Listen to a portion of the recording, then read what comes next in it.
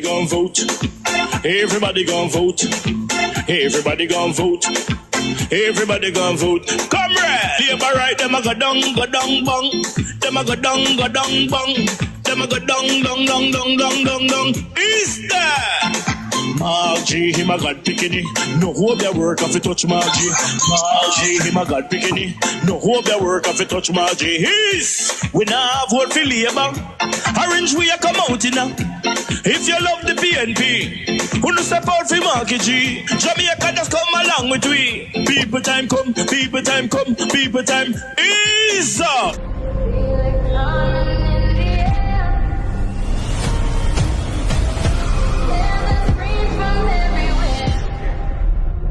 Only thing that's on my mind is who's gonna run this town tonight. Yeah, I say that we are. Pledge your allegiance. Who's gonna run this town tonight? Yeah, I say that we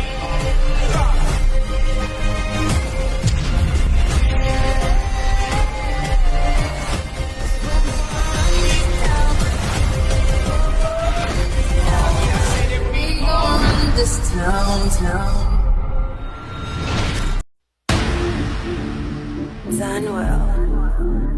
We go, we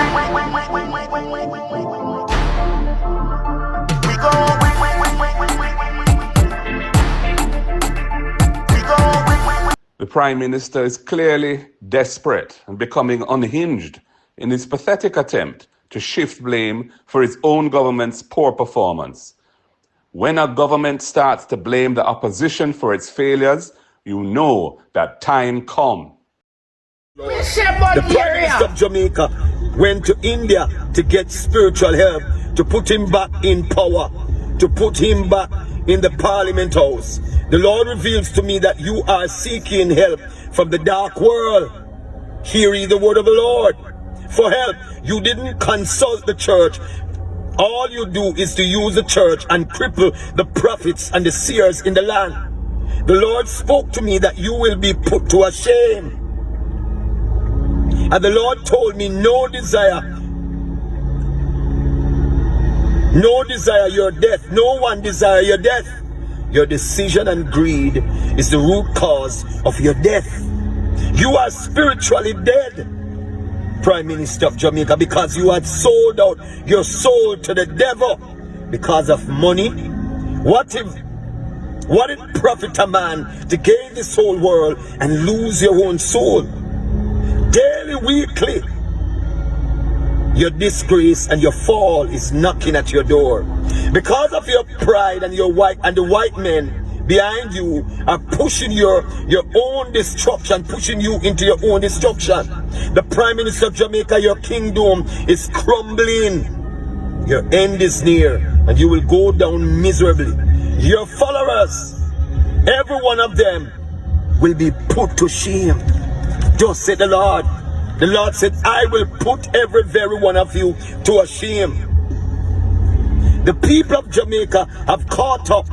People's National Party rejects the Prime Minister's attempt in a speech in Mandeville last night to blame the opposition for the country's high rate of violent crime and the government's inability to provide solutions to this chronic problem. Any blame for the last 8 years of failure lies squarely with the Andrew Holness government, which has been in power for 2 consecutive terms. Our party president Mark Golding has stated, the Prime Minister is clearly desperate and becoming unhinged in his pathetic attempt to shift blame for his own government's poor performance. When a government starts to blame the opposition for its failures, you know that time comes. We believe that rather than casting blame on others for its failings, the government needs to engage with the opposition in constructive dialogue in good faith, aimed at forging a national consensus on strategies to address Jamaica's serious challenges with violent crime. The opposition leader continues to reiterate that the PNP's vision for citizen security is built on a foundation of community partnership and empowerment, combining effective law enforcement with community-driven solutions to create a safer Jamaica. Being of Jamaica's youth is of paramount importance, and non-communicable diseases, NCDs, pose a significant public health challenge, with 1 in 3 Jamaicans having hypertension and 1 in 8 suffering from diabetes. And whereas in 2017, over 30,000 children aged 10 to 19 were found to be hypertensive, and the rising levels of obesity affecting 20% of boys and 26.4% of girls aged 13 to 17 highlight the need for urgent action. And whereas the World Health Organization recognizes school food policies as a proven intervention to reduce NCD risk by fostering healthy eating habits in children, and whereas since 2021, the Jamaica Youth Advocacy Network and other youth organizations have advocated for the finalization and implementation of the school nutrition policy to create a healthier food environment for students, with a green paper presented in May 2022, followed by stakeholder consultations in September 2022. And whereas more than 3/4 of students in Jamaica rely on school canteens or vendors for their meals, exposing them to unhealthy food options due to the absence of formal regulations. And whereas there have been no significant updates or progress on the SNP since the last consultations in September 2022, leaving our youth vulnerable to unhealthy food environments that contribute to rising levels of obesity and other diet-related conditions. And whereas the failure to implement these critical health interventions stands to cost the Jamaican economy an estimated $77 billion between 2017 and 2032 due to the impact of NCDs. And whereas there is a pressing need for comprehensive regulations, including the ban on unhealthy foods and beverages, the development of school food gardens, and the incorporation of physical activity and nutrition education into the curriculum as proposed in the SNP.